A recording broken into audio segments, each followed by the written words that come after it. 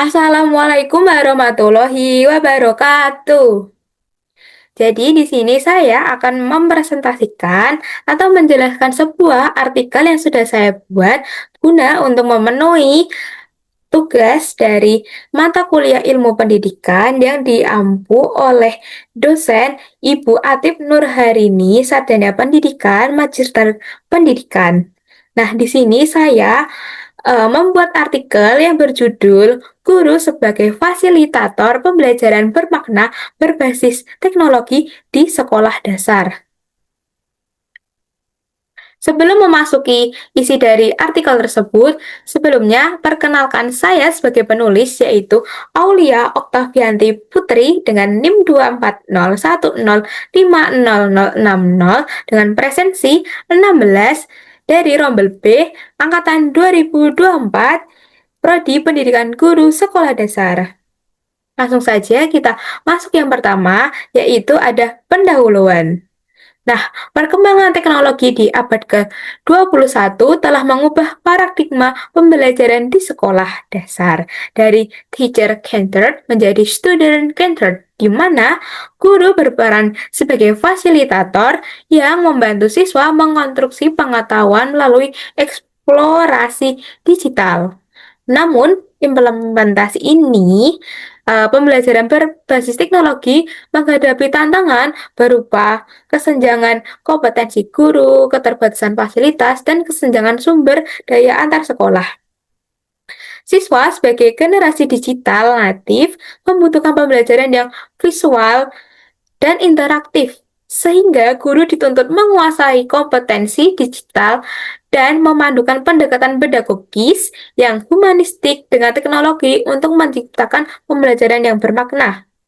Nah, keberhasilan ini juga bergantung pada dukungan sekolah dan kolaborasi antar peserta, antar pendidik. Lalu kita masuk ke yang pertama itu ada kajian literatur. Nah, itu untuk kajian yang pertama ada peran guru sebagai fasilitator. Peran guru dalam pendidikan modern telah bergeser dari pengajar menjadi fasilitator yang membantu siswa mengonstruksi pengetahuan melalui pengalaman belajar yang aktif, kolaboratif, dan reflektif. Guru dituntut memiliki tiga kompetensi utama. Yang pertama itu ada pedagogik dalam merancang strategi pembelajaran. Yang kedua adalah sosial dalam menciptakan komunikasi empatik. Dan yang ketiga ada profesional dalam menguasai konten serta teknologi pembelajaran. Nah, sebagai fasilitator, guru juga berperan menumbuhkan motivasi intrinsik siswa melalui penguatan positif, pembelajaran berbasis proyek, dan penilaian yang berorientasi dalam proses. Nah, yang kedua itu ada pembelajaran bermakna di sekolah dasar. Pembelajaran bermakna menekankan keterlibatan aktif siswa dalam mengaitkan pengetahuan baru dengan pengalaman nyata dan struktur kognitif yang dimiliki. Di tingkat sekolah dasar, siswa belajar lebih aktif melalui pengalaman langsung dan kegiatan eksploratif yang mengaitkan materi dengan kehidupan sehari-hari pembelajaran. Nah, pembelajaran ini juga mengintegrasikan pendidikan karakter, nilai moral, serta membutuhkan penilaian holistik yang mencakup ranah kognitif, efektif, dan psikomotorik. Nah, yang ketiga itu ada integrasi teknologi dalam pembelajaran. Integrasi teknologi ini memungkinkan pembelajaran menjadi lebih interaktif dan fleksibel melalui pemanfaatan media digital, video pembelajaran, dan platform daring. Nah, itu seperti ada Kahoot dan Quizizz. Tetapi untuk Quizizz sekarang namanya sudah diganti dengan nama Whiteground. Nah, itu keberhasilan integrasi juga teknologi ini bergantung pada kompetensi digital, guru, dan penguasaan kerangka TIPEK yang menyinergikan aspek pedagogis, teknologi, dan konten pengetahuan. Namun, hambatan seperti keterbatasan infrastruktur dan kurangnya pelatihan masih menjadi tantangan yang memerlukan dukungan dari kepala sekolah dan lembaga pendidikan. Baik, setelah memahami kajian literatur tadi, kita memasuki ke metode penelitian. Nah, penelitian yang saya ambil di lapangan ini menggunakan pendekatan kualitatif deskriptif dengan tujuan untuk memahami secara mendalam dan menggambarkan secara komprehensif peran guru sebagai fasilitator dan pembelajaran bermakna berbasis teknologi di sekolah dasar. Nah, pendekatan ini dipilih karena sesuai untuk menggali fenomena sosial dan pendidikan yang bersifat kontekstual serta berfokus pada pemaknaan subjektif dari pengalaman para guru dan siswa. Nah, metode yang saya ambil itu adalah metode kualitatif yang memungkinkan penelitian ini memperoleh pemahaman yang mendalam tentang proses interaksi serta dinamika yang terjadi dalam konteks pembelajaran teknologi di ruang kelas tersebut. Nah, kita masuk ke subjek dan lokasi penelitian. Nah, subjek penelitian itu terdiri dari atas guru kelas dan siswa sekolah dasar yang ada di Kota Ungaran. Khususnya sekolah yang telah mengintegrasikan pembelajaran berbasis teknologi seperti Google Classroom, Kahoot, Quizizz, dan media video pembelajaran. Nah, penentuan subjek ini dilakukan secara teknik purposive sampling, yakni pemilihan secara sengaja terhadap individu yang dianggap paling memahami dan berpengalaman dengan fenomena yang diteliti. Nah, mengapa saya mengambil di sekolah tersebut dan di Kota Ungaran? Karena saya sebelumnya sudah pernah ke sekolah tersebut untuk melaksanakan penugasan di mata kuliah lain, dan di situ saya juga sudah mengetahui bahwa guru kelas tersebut dan siswa tersebut mengambil pembelajaran itu sudah berbasis teknologi. Nah, di situ juga ada pun kriteria pemilihan subjek. Uh, yang pertama ada guru yang telah menerapkan teknologi dalam proses pembelajaran yang minimal selama 1 tahun terakhir. Nah, siswa yang aktif mengikuti kegiatan pembelajaran berbasis teknologi. Yang ketiga itu ada sekolah yang memiliki fasilitas mendukung teknologi pembelajaran seperti jaringan internet dan perangkat digital, serta lokasi penelitian yang sudah saya pilih itu secara strategis karena berada di Semarang, yang tepatnya di Kabupaten Semarang, merupakan salah satu uh, kota, yaitu Kota Ungaran, yang aktif mengimplementasikan inovasi pendidikan berbasis teknologi di sekolah dasar. Baik, selanjutnya kita akan memasuki ke teknik pengumpulan data. Nah, teknik pengumpulan data yang sudah saya ambil itu terdiri dari 3. Yang pertama ada observasi, yang kedua ada wawancara, dan yang ketiga itu ada dokumentasi.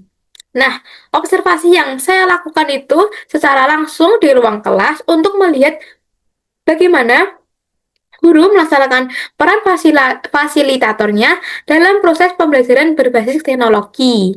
Nah, yang kedua itu saya melaksanakan wawancara kepada guru dan beberapa siswa menggunakan pedoman wawancara semi terstruktur.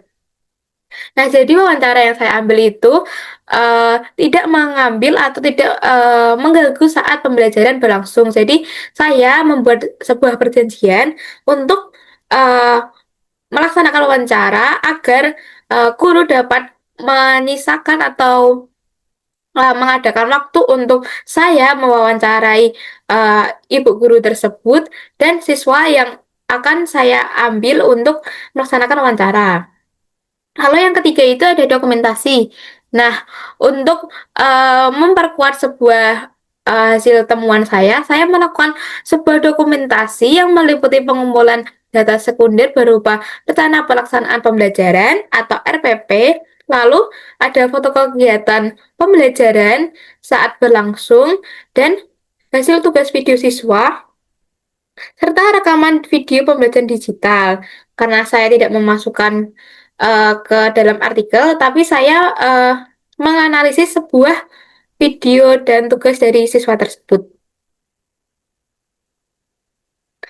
Lalu setelah mengumpulkan data-data yang dari tadi saya menyebutkan tekniknya, lalu saya melakukan analisis data. Nah, analisis data ini dilakukan secara interaktif dan berkelanjutan menggunakan model analisis Miles dan Huberman pada tahun 1994 yang terdiri dari 3 tahap utama, yaitu reduksi data, penyajian data, dan penarikan kesimpulan dan verifikasi. Nah, melalui tahapan ini, penelitian ini diharapkan dapat menghasilkan pemahaman yang mendalam mengenai praktik guru sebagai fasilitator pembelajaran bermakna berbasis teknologi, serta memberikan kontribusi bagi pengembangan strategi pembelajaran inovatif di sekolah dasar. Nah, setelah tadi analisis data yang sudah saya lakukan, nah hasil dari pembahasan ini saya akan menjelaskan yang telah saya lakukan itu, yaitu observasi ini dilakukan pada tanggal 10 Oktober 2025, tepatnya itu di SD Negeri Lerep 2 dengan narasumber Ibu Ersi Yanti Dwi Lestari, Sarjana Pendidikan, Guru, Wali kelas 1 yang menerapkan pembelajaran berbasis teknologi yang berfokus observasi ini.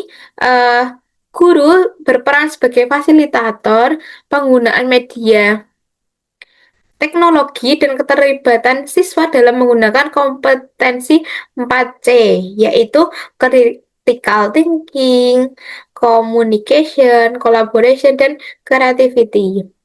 Nah, guru atau Ibu Ersi itu menunjukkan kinerja yang baik dalam menyiapkan media digital seperti Canva, PowerPoint dari Canva, video dari YouTube yang berupa edukatif, dan platform seperti Gamma, serta perangkat pembelajaran seperti LCD dan proyektor. Nah, meskipun terdapat kendala teknis kecil dalam Ibu Ersi dalam penyiapan, karena uh, seperti karena itu kan berbasis teknologi, jadi kan harus dipersiapkan. Karena sekolah itu tidak membuat proyektor itu selalu standby di kelas, jadi Ibu Ersi itu harus setiap saat untuk melaksanakan pembelajaran berbasis teknologi, beliau harus menyiapkan terlebih dahulu dengan menyita waktu sekitar 10 menit agar pembelajaran bisa berjalan dengan lancar.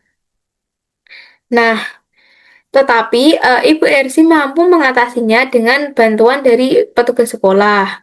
Nah, mengingat juga siswa kelas 1 itu juga masih berada dalam tahap pengembangan kognitif awal dengan partisipasi diskusinya yang terbatas.